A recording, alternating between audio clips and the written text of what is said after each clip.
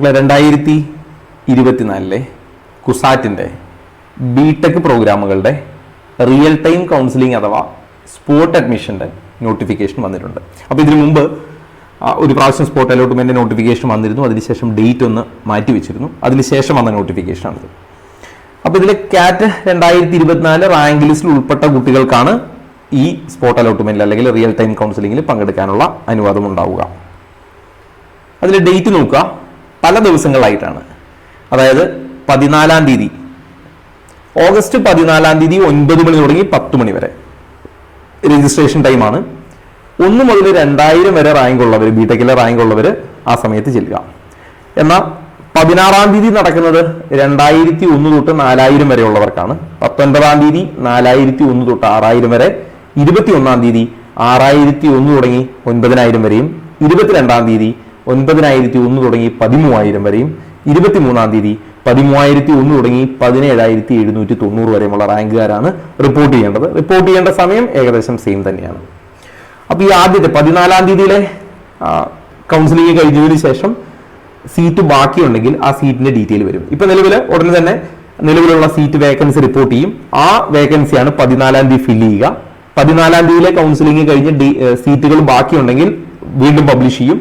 ആ പബ്ലിഷ് ചെയ്യുന്ന ഡേറ്റുകൾ അല്ലെങ്കിൽ സീറ്റുകൾ ഫില്ല് ചെയ്യാനാണ് രണ്ടാമത്തെ കൗൺസിലിംഗ്. ഇപ്പൊ സപ്പോസ് ഒന്നാമത്തെ 14-ാം തീയതിയിലെ കൗൺസിലിംഗിൽ എല്ലാ സീറ്റും ഫില്ലായാൽ പിന്നെ ബാക്കിയുള്ള കൗൺസിലിംഗ് ഉണ്ടാവില്ല.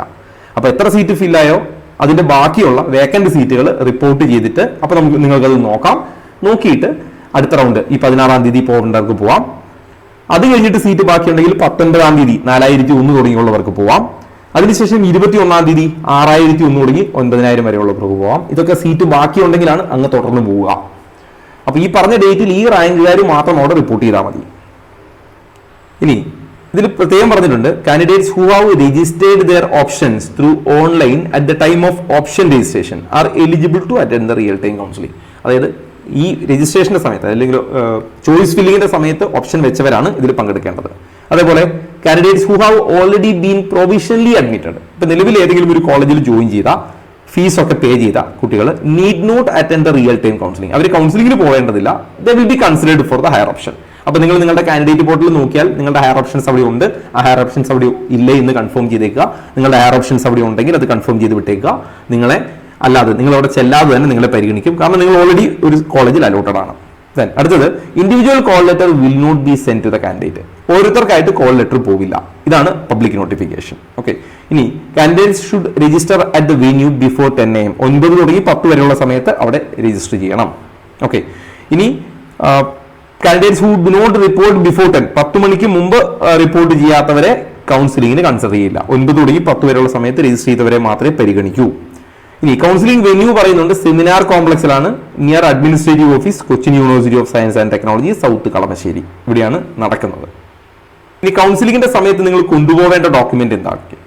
The following certificates or document submitted in original document ആണ് കൊണ്ടുപോകേണ്ടത്. ഏതൊക്കെയാണ്? ഒന്ന്, കാറ്റിന്റെ 2024 അഡ്മിറ്റ് കാർഡ്, അതേപോലെ ഓൺലൈൻ ആപ്ലിക്കേഷൻ രജിസ്ട്രേഷന്റെ കൺഫർമേഷൻ പേജ്, അഡ്മിറ്റ് കാർഡ്, അതേപോലെ ഓൺലൈൻ രജിസ്ട്രേഷൻ അന്ന് നിങ്ങൾ ഓപ്ഷൻ രജിസ്റ്റർ ചെയ്തതിന്റെ കൺഫർമേഷൻ പേജ്, അതേപോലെ മൈഗ്രേഷൻ സർട്ടിഫിക്കറ്റ്, കുട്ടി കേരളത്തിന് വെളിയിലാണ് പഠിച്ചതെങ്കിൽ, അതേപോലെ SSLC അല്ലെങ്കിൽ 10th മാർക്ക് ഷീറ്റ്, അതിന്റെ പാസ് സർട്ടിഫിക്കറ്റ്, CBCIC ഒക്കെ ആണെങ്കിൽ അവരുടെ 10th certificate.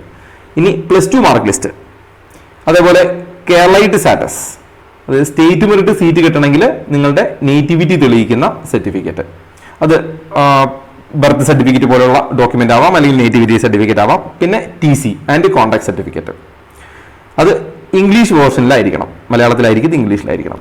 4 passport size photograph. ഇനി കമ്മ്യൂണിറ്റി സർട്ടിഫിക്കറ്റ്, SC/ST കാൻഡിഡേറ്റ് ആണെങ്കിൽ കമ്മ്യൂണിറ്റി സർട്ടിഫിക്കറ്റ്, OBC കാൻഡിഡേറ്റ് ആണെങ്കിൽ നോൺ ക്രിമിനൽ സർട്ടിഫിക്കറ്റ് ഒക്കെ ഉണ്ടാവണം. ഇതിൽ community certificate issued by the tahsildar in the case of SC and ST.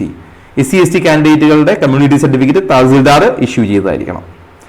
പിന്നെ ഫിസിക്കൽ ഡിസബിലിറ്റി ഉള്ള കുട്ടികളാണെങ്കിൽ അതിന്റെ ഡോക്യുമെന്റ്. പിന്നെ if any of the above certificate are not in English or Malayalam, candidate should invariably produce A translated version. ഈ certificate നിങ്ങളുടേത് മലയാളത്തിലോ ഇംഗ്ലീഷിലോ അല്ല എങ്കിൽ, ഇപ്പോൾ കേരളത്തിന് പുറത്ത് പഠിച്ച കുട്ടികളുടേതൊക്കെ അവിടുത്തെ ലോക്കൽ ലാംഗ്വേജിലാണെങ്കിൽ അതിനൊരു ട്രാൻസ്ലേറ്റഡ് ലെറ്റർ ഉണ്ടാവണം, നോട്ടറൈസ് ചെയ്തത്. Then 2 sets of self-attested copies of all original certificate. അതായത് ഈ മേലെ പറഞ്ഞിരിക്കുന്ന എല്ലാ ഡോക്യുമെന്റുകളുടെയും 2 സെറ്റ് സെൽഫ് അറ്റസ്റ്റഡ് കോപ്പി. ഇത്രയും സാധനമാണ് നിങ്ങൾ അവിടെ സബ്മിറ്റ് ചെയ്യേണ്ടത്.